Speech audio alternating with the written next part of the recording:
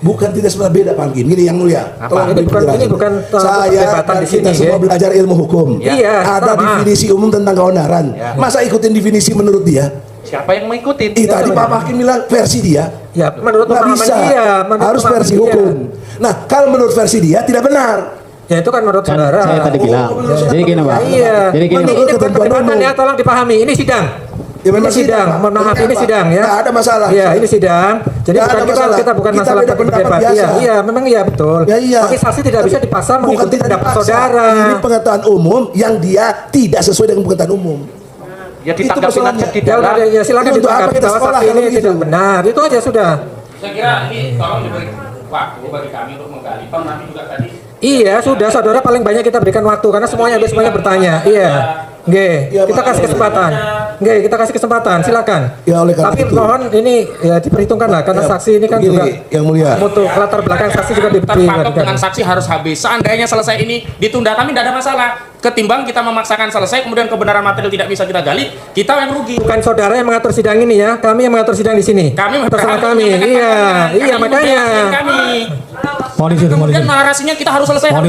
Kalau ijazah asli itu diminta hakim, diminta pengadilan untuk ditunjukkan, saya siap untuk datang dan menunjukkan ijazah asli yang ada. Ya. Saya minta Bapak ke depan sekarang, Pak. Ya. Kalau ada yang kuasa hukum mau ke depan, silahkan. Ini kami punya 2 dokumen ya Pak ya, pihak terkait ini. PT satu mana kuasa hukum, satu lagi. Ini pihak terkait menyerahkan ini dua-duanya sama-sama pakai label Kementerian Pendidikan dan Kebudayaan Republik Indonesia. Bapak lihat ya Pak ya, Pak Aryo. Apa memang begini, terlepas dari soal model apa ya, ini kan ada lagi soal lain ininya tidak sesuai. Apakah memang begini cara model ijazahnya yang diterbitkan? Iya, biasanya ditulis tangan untuk tulis ijazah. Tangan, oke. Saya masih tulis tangan juga dulu, Pak. Iya, saat ini masih. Ya. Begini ya, di belakangnya ada nilai seperti ini. Iya. Lalu yang ini apa gunanya, Pak? Itu adalah SHUN sebagai bukti yang bersangkutan mengikuti ujian nasional. Sebagai bukti yang bersangkutan mengikuti ujian nasional. Iya, dan yang mencetak adalah Dinas Pendidikannya. Oke. Apa Bapak bisa mengenal nggak model ininya memang sama semua? Sepertinya sama Pak. Sepertinya sama. Ya, kalau kami mau mengecek kebenaran siapa yang bisa valid menyatakan sama atau tidaknya? Bisa Dinas Pendidikan bisa. Siapa Pak? Langsung Dinas Pendidikannya aja. Ya, Dinas Pendidikan yang membidangi. Ya ini ijazah saya, ya ini ijazah saya. Ya. Ini nomor seri ini ada kode fakultas, ada nomor induk di fakultas, ada singkatan dari fakultas dan ada tahun lulus ya. Dan nama ini memang ditulis tangan ya. Jadi kalau ijazah asli yang keluar di tahun-tahun ini pasti namanya ditulis tangan. Nomor induk di fakultas juga ditulis tangan ya. Tapi hakim yang meminta, pengadilan yang meminta. Oke lah ke pengadilan. Lalu orang bertanya akan ada rekayasa enggak? Ya pasti akan ada rekayasa. Kalau diminta hakim, saya tunjukkan. Ya mudah-mudahan ini bentuk kepercayaan Pak Jokowi terhadap lembaga peradilan. Masalahnya mafia peradilan lagi on fire. Kalau saya punya perkara, saya bisa titip ke Kapolres. Kalau di kabupaten, tolong hakimnya Pak itu. Itu penyidiknya, nanti pasalnya ini yang dituduhkan, nanti jaksanya timnya ini, hakimnya ini, selesai. Itu mafia. Sekarang ini kan para hakim juga tengah dalam sorotan, banyak sekali hakim yang ditangkap karena menerima suap. Hakimnya yang ada yang nggak bakal bersikap independen. Ini saya kira dilema hukum kita itu. Ijazah boleh palsu, tapi korupsinya asli kan? Kita tuh terlalu peduli sama formalitas, tapi nggak peduli sama fungsi. Pejabat nggak punya ijazah, nggak apa-apa. Yang penting mah punya rekening luar negeri. Karena di negeri ini lebih penting gelar Lord offshore daripada cum laude. Kalau dipikir-pikir, ini negara ajaib. Ada yang nggak sekolah tinggi tapi bisa punya proyek tol. Sementara yang S2 ekonomi malah melamar kerja di call center. Tapi gimana ya dia bisa jadi pejabat tanpa ijazah? Ya bisa lah. Kan yang penting bukan what you know, tapi who you know and how much you donate. Teman-teman alumni khusus angkatan 80 yang dulu pernah berinteraksi dengan Pak Jokowi dalam lembaga, dalam wadah apa saja, tolong speak up ya. Nyatakanlah ya. Kalau memang tidak ada seperti saya, ya belum pernah berinteraksi dengan beliau, ya saya tidak bisa mengatakan bahwa saya pernah bertemu Pak Jokowi di kampus kita waktu itu. Karena hakim adalah teladan rakyat, kalau hakim nakal, yang lurus jadi sesat, yang sesat semakin banyak siasat. Hukum jangan cuma jadi hiasan di pojokan pengadilan.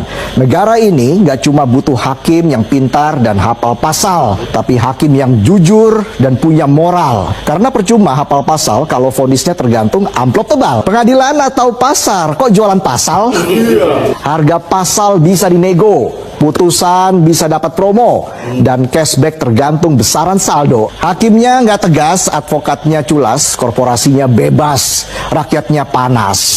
Itu sangat tersinggung. Masalahnya, Bung, jejak konkretnya Pak JK, justru beliaulah yang selalu menyemen, merekat perbedaan itu yang berpotensi menimbulkan konflik. Saya kasih contoh. Ketika terjadi konflik Poso Ambon antara Kristen dan Islam, ya, yang menengahi itu dan yang mendamaikan siapa? Kan 3 tahun konflik agama di situ. Lalu Ambon, Pak JK yang pasang badan semua. Ya, itulah sebabnya ketika Pak Silvester berorasi 2017, yang tergugah itu bukan hanya keluarga Pak JK dan temannya, para pendeta yang ada di Poso dan Ambon yang dulu dirujukan oleh Pak JK itu mengatakan, kok Pak JK diginikan? Padahal Pak JK justru yang menyemen dan merekat konflik itu karena perbedaan agama. Boleh tahu Pak kira-kira, boleh tahu nggak Pak, boleh tahu nggak orasinya itu persisnya apa diucapkan Silvester waktu itu? Ya, Bapak kan bisa lihat kan, ada di YouTube itu, ada di sosial media bahwa Pak JK dituding bermain mempertentangkan Islam Kristen dalam rangka memenangkan pilkada. Lalu dia mention bahwa perbedaan pengusaha Kristen dan pengurusan Islam itu sebenarnya yang sangat krusial. Kenapa krusial? Begini, negara kita ini kan sensitif soal isu SARA, Bung Hotman ya. Nah, Pak Silvester mainkan justru isu SARA itu memfitnah Pak JK. Karena itu orang-orang sekitar Pak JK. Ya, video ini membahas polemik mengenai keabsahan, ijazah, serta isu hukum yang melibatkan tokoh publik dan figur politik di Indonesia. Berikut adalah poin-poin utama ringkasannya. Yang pertama, polemik ijazah. Bagian awal video ini menampilkan potongan persidangan yang membahas perdebatan mengenai keaslian ijazah, prosedur pembuktiannya di pengadilan, serta bagaimana dokumen ijazah seharusnya diverifikasi oleh Dinas Pendidikan. Nah, kita perlu tahu bahwa ijazah ini sudah sangat lama diperbincangkan, maka tidak pernah selesai sampai hari ini. Yang pertama, kritik terhadap lembaga peradilan. Video menyoroti kekhawatiran masyarakat terhadap integritas lembaga hukum. Terdapat kritik tajam mengenai adanya praktik mafia peradilan dan anggapan bahwa hukum terkadang lebih condong pada formalitas daripada keadilan substansial. Isu Silvester dan Yusuf Kalla. Mulai video membahas masalah hukum yang melibatkan sosok bernama Silvester terkait dugaan penghinaan terhadap Yusuf Kalla sejak tahun 2019. Narator mengkritisi mengapa kasus tersebut belum membuahkan eksekusi hukum atau penjara hingga tahun 2025, serta menyoroti keresahan publik terhadap penegakan hukum yang dianggap tebang pilih. Ya, tuntutan keadilan. Narator menyimpulkan dengan mendesak agar hukum ditegakkan secara adil dan transparan, tanpa ada perlindungan bagi pihak-pihak tertentu, guna mengembalikan kepercayaan masyarakat terhadap sistem hukum Indonesia. Mengapa penegakan hukum terhadap Silvester dianggap remeh? Ya, penegakan hukum terhadap Silvester dianggap ataupun lambat dan tidak berjalan karena ada alasan utama mengenai Silvester Matutina. Pertama, dugaan perlindungan dari pihak tertentu. Video mengklaim bahwa ada orang atau pihak tertentu yang melindungi Silvester, sehingga ia tidak tersentuh oleh hukum sejak kasusnya dilaporkan pada tahun 2019. Ya, kurangnya respons kejaksaan. Narator menyoroti bahwa meskipun sudah ada desakan dari masyarakat dan vonis yang seharusnya dijalani, tidak ada tindakan nyata atau respon dari pihak kejaksaan untuk melakukan penangkapan hingga tahun 2025. Manipulasi informasi, video menyebutkan adanya upaya dari pihak tertentu untuk meminta amnesti bagi Sylvester kepada pihak berwenang. Meskipun hal tersebut dibantah oleh pihak Yusuf Kala karena yang bersangkutan belum pernah menjalani hukuman. Nah, kritik terhadap integritas lembaga hukum, ya secara umum video mengaitkan kelambatan ini dengan rendahnya kepercayaan masyarakat terhadap sistem peradilan yang dianggap tebang pilih dan tidak adil dalam menjalankan tugas sesuai undang-undang. Bagaimana keaslian ijazah dalam video dibuktikan? Berdasarkan video tersebut yang telah kita lihat, prosedur pembuktian dan verifikasi keaslian ijazah melibatkan beberapa poin utama sebagai berikut ini. Yang pertama, nomor 1, kewenangan verifikasi saksi dalam video menyatakan bahwa pihak yang memiliki wewenang valid untuk menyatakan keaslian ijazah adalah Dinas Pendidikan yang membidangi urusan tersebut. 2, pemeriksaan dokumen. Dalam proses pembuktian ijazah asli harus ditunjukkan di pengadilan. Jika diminta oleh hakim, dokumen yang diverifikasi meliputi ijazah itu sendiri, serta dokumen pendukung seperti SUM atau Surat Ujian Nasional sebagai bukti bahwa yang bersangkutan memang mengikuti ujian. Dan yang ketiga ini ciri fisik ijazah. Ya, video ini menjelaskan bahwa pada tahun-tahun tertentu model ijazah memang menggunakan tulisan tangan untuk bagian nama, nomor induk di fakultas, serta nomor seri ijazah, sehingga hal tersebut dianggap sebagai bagian dari prosedur penerbitan resmi pada masa itu. Yang keempat, teman-teman, keterlibatan Dinas Pendidikan. Dinas Pendidikan merupakan pihak yang mencetak dokumen pendukung atau seperti SUM, sehingga mereka dianggap sebagai pihak paling valid untuk mengecek apakah model ijazah tersebut sama atau tidak. Mengapa ijazah sebut tulis tangan? Ya, berdasarkan penjelasan dalam percakapan video saat ini, penggunaan tulisan tangan pada ijazah untuk bagian nama, nomor induk fakultas, dan nomor seri adalah hal yang lazim dan memang merupakan model standar yang digunakan pada penerbitan ijazah di tahun-tahun tersebut. Saksi dalam persidangan tersebut menegaskan bahwa pada periode itu, prosedur penulisan ijazah memang dilakukan secara manual dengan tangan, dan hal ini berlaku umum untuk ijazah asli yang diterbitkan pada masa itu. Mengapa rakyat tidak percaya lembaga hukum sehingga tidak dapat disentuh oleh hukum meskipun telah melakukan kesalahan selama bertahun-tahun? Nah, ketimpangan dalam penanganan kasus, video menyoroti bahwa hukum seringkali dipandang sebagai barang dagangan yang putusannya tergantung pada amplop tebal, sehingga masyarakat merasa tidak ada keadilan dalam sistem peradilan saat ini. Mengapa rakyat tidak percaya lembaga hukum? Karena tidak pernah mengadili dan tidak adil seadil-adilnya bagi pembohong. Mengapa publik ragu pada integritas hakim? Ya, keraguan publik terhadap integritas hakim dan lembaga peradilan di Indonesia disebabkan oleh beberapa alasan. Yang pertama, praktik mafia peradilan. Video menyebutkan bahwa lembaga peradilan sedang dalam sorotan karena adanya praktik mafia di mana proses hukum mulai dari penyidikan, penetapan pasal hingga putusan hakim diduga dapat diatur atau dititipkan.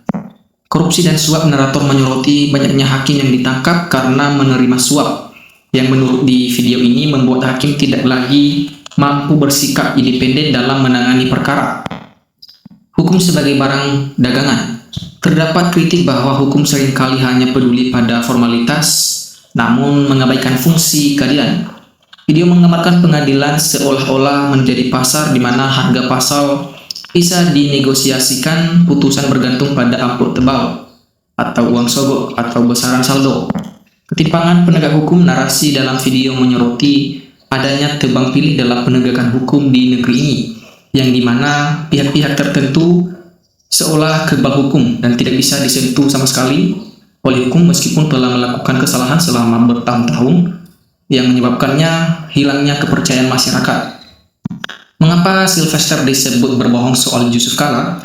Berdasarkan percakapan ataupun narasi dalam video ini, ya, Sylvester dianggap berbohong terkait klaimnya mengenai Yusuf Kala karena beberapa alasan utama. Alasan yang pertama, penyangkalan pertemuan. Ya, di sini disebutkan bahwa Sylvester mengklaim telah mendatangi rumah Yusuf Kala dan memenuhi persyaratan hukum. Namun klaim tersebut dibantah langsung oleh pihak Yusuf Kala yang menyatakan bahwa mereka tidak mengenal Sylvester dan ia tidak pernah datang ke rumahnya. Alasan yang kedua isu amnesti yang tidak relevan. Mengenai isu amnesti, video menjelaskan bahwa pihak Sylvester meminta amnesti kepada pemerintah. Namun hal ini ditolak atau dibantah oleh Yusuf Kala. Argumennya adalah bahwa amnesti biasanya diberikan kepada orang yang sudah menjalani hukuman, sementara Sylvester sama sekali belum pernah menjalankan vonis hukumannya. Oleh karena itu, pengajuan amnesti tersebut dianggap sebagai upaya manipulatif atau tipu daya saja. Mengapa ijazah punya kode fakultas? Nah, penjelasan saksi dalam video ijazah yang diterbitkan pada tahun-tahun tersebut memang menggunakan prosedur penulisan tangan untuk data-data tertentu sebagai standar operasional yang berlaku pada masanya. Beberapa poin penting mengenai penggunaan tulisan tangan pada ijazah tersebut adalah model standar, 2. Keaslian, 3. Verifikasi. Jika terdapat keraguan mengenai keaslian atau model ijazah, pihak yang berwenang untuk memvalidasi apakah penulisan tersebut sesuai atau tidak adalah Dinas Pendidikan terkait. Nah, demikian saja cuplikan video kali ini. Terima kasih. Salam NKRI harga mati.